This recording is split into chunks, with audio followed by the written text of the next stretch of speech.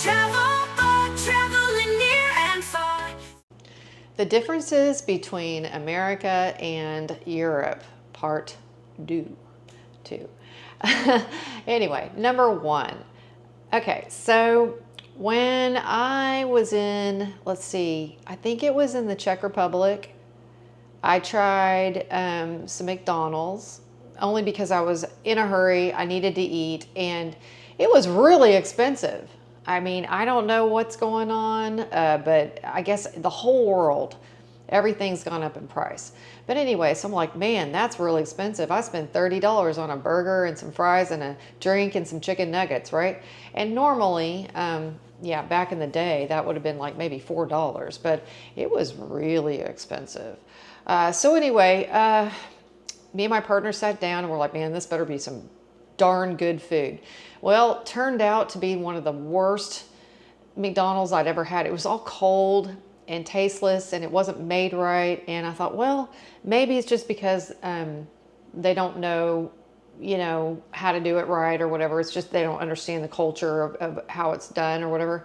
Well, anyway, so I was like, okay. When we got to Germany, the same thing happened. It was awful. And so I'm like, oh, well, Mark, what's going on? I mean, why is it so bad here? They've got the same tools as America, but for some reason it's always cold. And it made me think, well, maybe it's because we're American. No, it can't be that, because I mean, there's so many people everywhere enjoying the food, and it was just very strange occurrence. But yeah, so in America, when you get fast food, if it is not piping hot and delicious, then people will literally return it.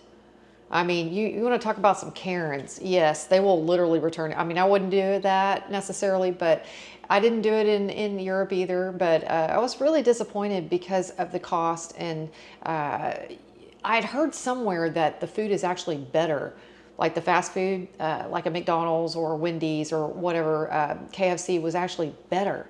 And so I was expecting that. I had these high expectations, and I shouldn't have, because it was awful. But I will say, this is a bonus for you. In Asia, the Kentucky Fried Chicken is ace. I think we were at the Bangkok airport, and it was the best Kentucky Fried Chicken I've ever had in my whole entire life. So it does exist. The food is better depending on where you're at. So anyway, it's just something that I experienced, and maybe some of you guys can tell me why. Why is the food cold instead of piping hot? Because fast food, it's fast. You stick it in the fries in the fryer. It should be hot, right? Nope, not hot. Burger, soggy, gross. So disappointment number one, because I really thought that in Europe they would have that even better than here, only not as bad for you, like as in no MSG or anything like that. But it tasted eerily similar, but it tasted like it was like sitting, on a warm lamp for like hours. So anyway, sorry guys, Europe, you don't have the fast food thing down, and that's probably best because it's really bad for you. Anyway, so number two, no screens on the windows anywhere I went, actually even in Asia. But it was really shocking at first. I was like, well, how do you keep the flies out? And how do you keep the mosquitoes and all that stuff? Well, it's funny because every time I would open up a window, because I was like, well, let's just see how it is. It was really nice. And there wasn't any bugs coming in. And if there was, I mean, you can shoo it out. They literally are trained to be shooed out. If that were to happen in America, the flies would stick around and go, hey, where's my free lunch, But it's really odd. The flies are nice in Europe, at least from what, the few flies that tried to fly in to a few of my hotel rooms. But it was actually quite pleasant to be able to have some fresh air. In America, you have the screens, and if the screens get mucked up because of a pet or something, you don't get to open up the windows. And sometimes the windows, because of the foundation, depending on where you live, especially in a place like Texas, you can't even get the windows up. It's very difficult because of the foundation kind of moving. But anyway, that's my only experience. So that was really awesome. It was eye-opening and awesome. And I mean, I can only imagine what Europeans think about us and our screens. I really would love to hear from you guys, just your perspective on that, because it's kind of weird that in America we have screens. Anyway, okay, so number 3, the beds. And I've seen this in Asia too, so it's not just in Europe, but the beds are really hard. And I think I covered that in another video, but I'm not sure. So I wanted to make sure you guys understood how awful it is for someone like me, because I'm so used to that cushy plush thing. And I got used to it after a while.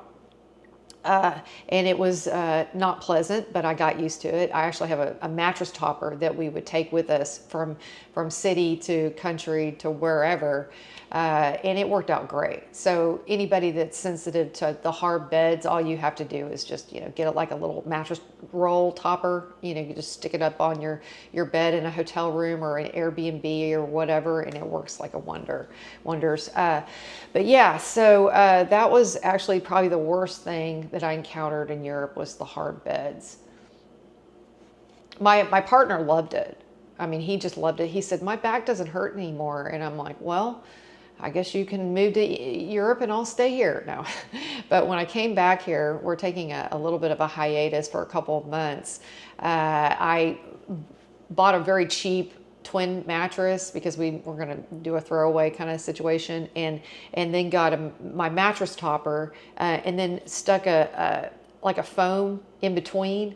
And it's like the plushiest bed I've ever had in my life. I think that's all they do, is they just put the foam and then they do the topper and everything. And yeah, but anyway, that's sort of like a little hack. If you can't afford a plush mattress, that's all you need to do. Just get a cheap mattress, get the foam, just some foam, and then get a mattress topper, and man, you've got yourself a $5,000 mattress, which is funny because you would think that they would be cheaper than that, but they're not. But anyway, whatever. Okay, so number 6 or 5 or whatever, the news is the most chill news I've ever seen in any country that I went to. It was chill, it was funny, it was informative, or it was nice. What I mean by nice is they would talk about positive things instead of negative things all the time. And it got to the point where I was like, wow, I can relax now. Because in America, it's like, oh my God. The next thing, oh my God, the next thing. Oh, did you see what they did and what he did? And it's just such a drama.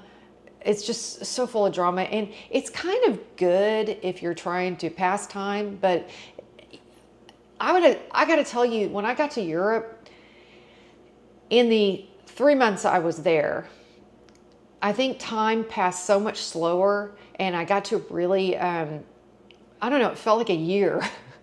Because kind of like when you're a kid or you're a young adult here in America, I guess it was because I didn't have all the distractions. It was so nice. I felt like I actually got to live for once. So Europe, you really do have that going on. In America, it's hustle bustle, and you better work. And you're constantly bombarded by the television and politics and all that stuff. So it's very nice. And also you have to work. So I would like to go back to Europe and experience living a normal life and be more human. So next on the list is the price. Like if you buy something in Europe, the sticker price is what you pay. Here you have all this tax. You're taxed upon tax upon tax. I mean, everything's taxes. But what do you get out of those taxes? I'm not entirely sure. because the roads are still not that great. Like the roads don't get, like the potholes and stuff don't get filled in, and it just, I don't know. I don't feel like I'm getting much for my taxes, and I think a lot of taxes, because it's not just the 25% that I pay because I'm an entrepreneur, but it's also the taxes on everything except for food. Food is actually not taxed unless it's prepared food. But everything, and then you're taxed even on your utility bill. I mean, it doesn't matter what it is, it's taxed. So we're probably paying as much as the Europeans in taxes, but we're not getting the free health care, and we're not getting the education for free, and transportation is still very expensive. But I do like having my own car. I will be honest with you, riding public transportation is really good for walking, but there gets to be a point in my mind that if you're needing to go somewhere, like say you're going to work, you got to walk a mile or a half a mile to the bus stop. You got to get on that bus, and if you miss your bus stop or whatever, you got to sit there for longer and longer and longer. And then you have the, you can get sick, basically, because there's so many people coming and going off the bus or off of the train or whatever that you're riding, that, there's always these sick people. You hear sick people no matter where you're at on any train or bus. They're either sitting next to you or across from you or behind you, and they're just coughing and hacking. And it makes me really nervous as, someone that cares about cleanliness and diseases, and I don't want to get sick. I got sick so much in Europe, it's not even funny. It was because of the public transportation. I am convinced of it. And here, you drive your car, and you're alone in your car. You're with your family, and so you can control, your surroundings a little bit more. Yes, when you go to the grocery store, you're around people, but it's a short amount of time. And I'm no, germaphobe or anything like that, but I don't like getting sick, just like the next person doesn't like getting sick. But in Poland, I got sick, very, very sick, with either the flu or COVID. I have no idea. And then when I got to Austria, which was about a month later, I got really sick again. And then I think I got minorly sick when I was in England. But it was just like, really? And so, I mean, I just don't understand how that works. How do you stay, healthy in that regard? But I guess because the food is so clean and so healthy that that isn't such a problem, I guess, if you're healthy to begin with. But maybe it's the travelers. I don't know. But anyway, that kind of sucked. But anyway, the other thing is I lost count. I'm sorry. I think I'm at number 9. I don't know, but it doesn't matter. The bathrooms, everywhere I go in Europe, the bathrooms are really dark. And I don't know if it's just because the hotels, they like to save energy or whatever, which I commend them. But it's really hard to put makeup on. Not that I wore makeup that much, and I still don't wear makeup. But when I want to wear makeup, I want it to be precise and look like I'm not trying to put it on in the dark. You know what I'm saying? Especially when you get older, because you can't see as good. So that was kind of a problem for me for the few times that I wanted to wear makeup, or if I wanted to pluck, it was nearly impossible to see certain things. In shaving, there wasn't really a place to put your foot, to be able to shave your legs. Very odd. And what was the other thing? Oh, this was a big thing. In America, the showers are hot.